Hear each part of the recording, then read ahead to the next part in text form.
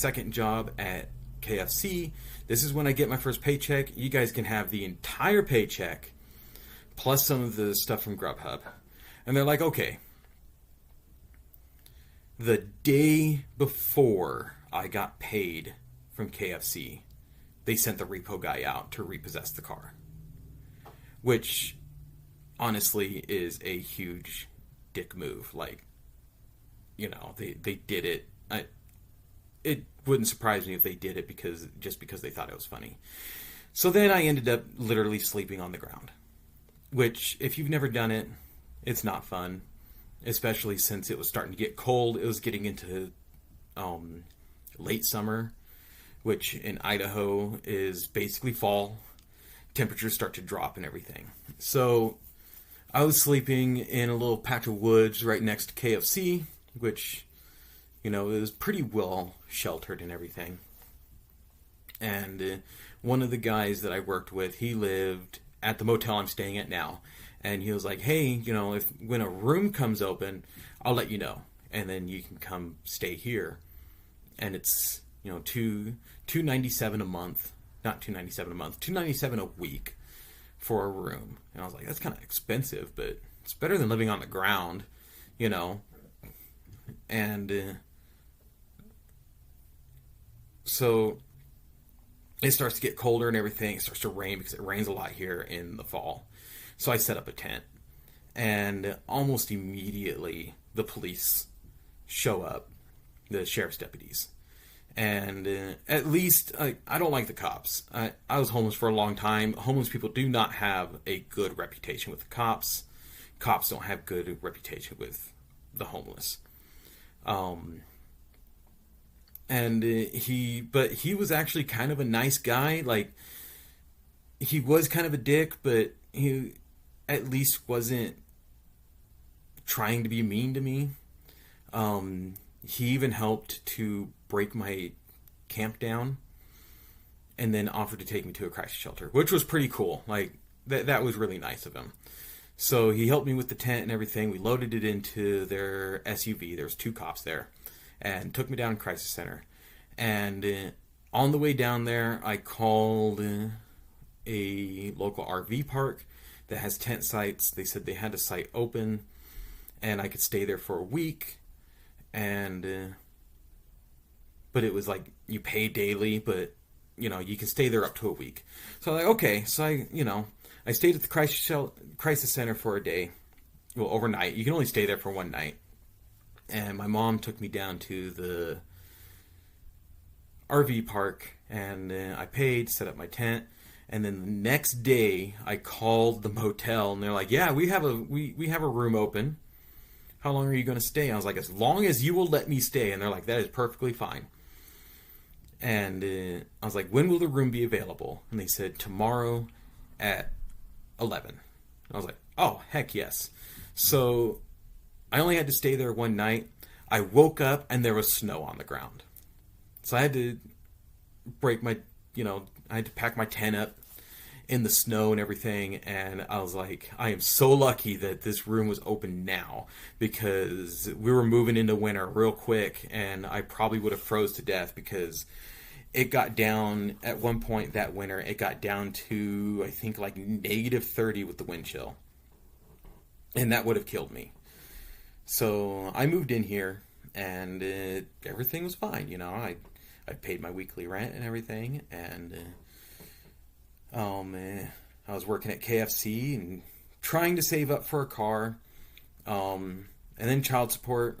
Because I was unemployed for so long, child support kind of built up, and they're like, "Hey, since it looks like you're working a full-time job now, you have to pay your monthly child support," which I was fine with. And then you have to pay $200 extra a month to pay off that back child support, and we'll take your tax returns. And I was like, oh, well, there goes any hope of saving up for a car, but at least I'm still making enough to get a little bit of food and keep my place. So, that went on for a little while, and I was paying that down and everything, and I filed my taxes. They took my tax return, paid it off even more. And then I get a call not a call, but a message from Sheikah. And I hadn't heard from Sheikah in years. Like, we talked every now and then on Discord, but we hadn't actually really talked in a long time. And I knew Sheikah from way back when I was with my first wife. So we've known each other for a long time. And he was like, hey, I had to basically escape from the place I was living in. The guy was extremely controlling and abusive and wouldn't let him do anything. And so he basically escaped. He called, to not go into too many details because it's his story, not mine.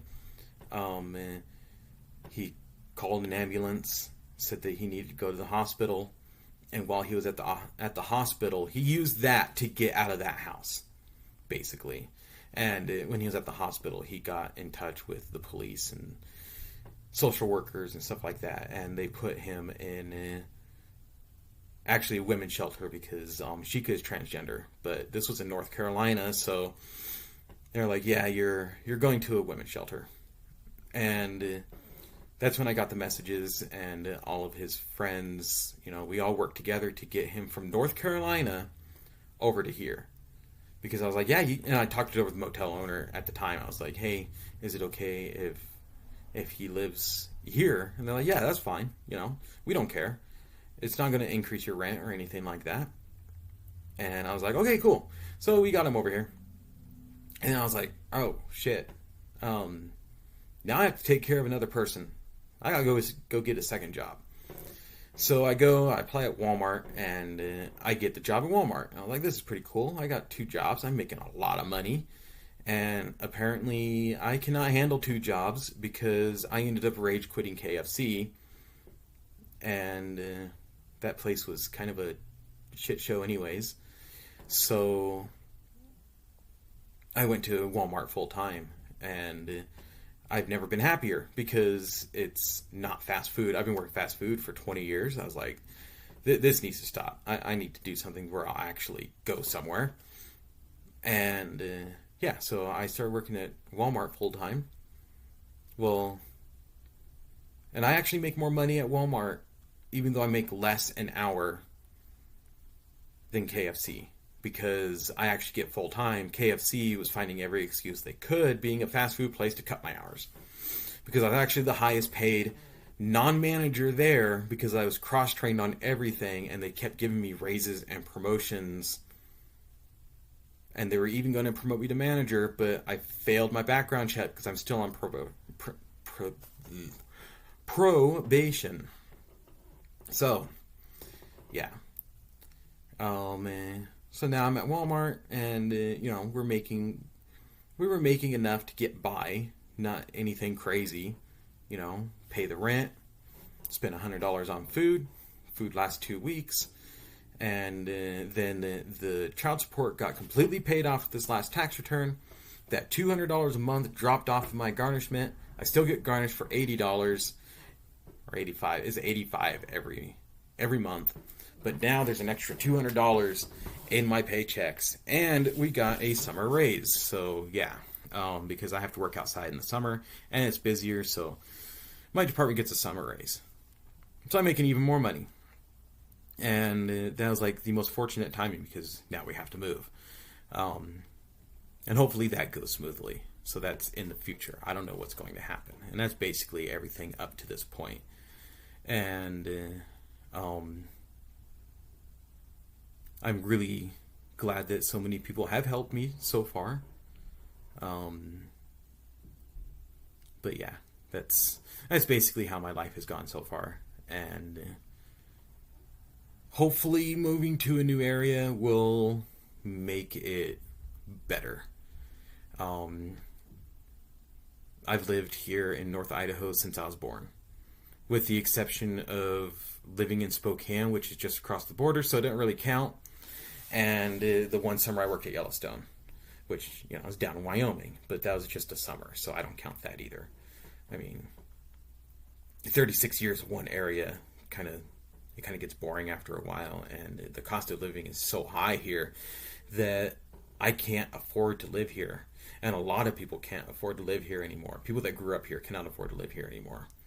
And I know it makes me sound like a boomer when I say that, and I most definitely am not that kind of person, but I do agree with some of the things when they say, you know, out of towners and out of staters are kind of ruining the area because they do come in and they buy up all of the real estate, all of the apartment complexes, all of the motels, all of that stuff, and then they just jack the prices up to the point where only people from out of state that are here on vacation can afford to stay here.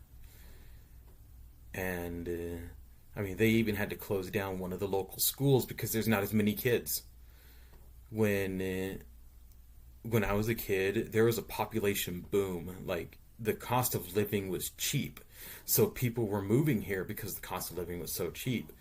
And now it's reversed. So many people have moved here that it flipped, and the cost of living is super expensive because these people, they just keep jacking the prices up. I mean, a one bedroom apartment here, I'm lucky to find one under $1,500 a month, which is obscenely expensive for a one bedroom. And I was seeing two bedroom houses going for like 5 to 6 thousand a month, which nobody can afford that unless you're rich. Like, I don't care what people say. And some of these places, they want 2 to 3 times your monthly rent as your income. So if it's a $1,500 a month place, they want at least 3,000 for income. And yeah, I don't make that. I only make 2,000 a month if I'm lucky, and that's gross income. They don't count net income. I make like 2,400 a month. So, I can't, they won't even look at me. And my credit score sucks anyways because they'll run credit checks, which I could go on about the credit system. It's absolutely ridiculous. It keeps people like me poor, and the rich can just, buy and buy and buy and buy and buy. But now I'm getting into like politics. I really don't want to get into politics. So I'll probably just leave it here. But yeah, that's basically my life so far. And it sucked. It's been hard. Like, there's people I work with where they cannot comprehend how hard, like, I'll tell them some of the stuff that I've been through and they're just like, how? I don't know. I just kind of deal with it, and I know there's people that have had a harder life than me. I'm not saying I've had the hardest life of all time. Most definitely not. There's people in war zones. There's people that are actually starving to death and things like that. But considering I live in what is supposed to be the richest country in the world, and I can't even get a good enough paying job to afford a shitty apartment, says a lot about our society today. When my dad worked as a janitor, and we had a 3 bedroom house that we were buying. It wasn't a rental. He was buying it with his income. And yeah, that shows how much things have changed in the last 20 years, actually, because this was just 20 years ago. So yeah.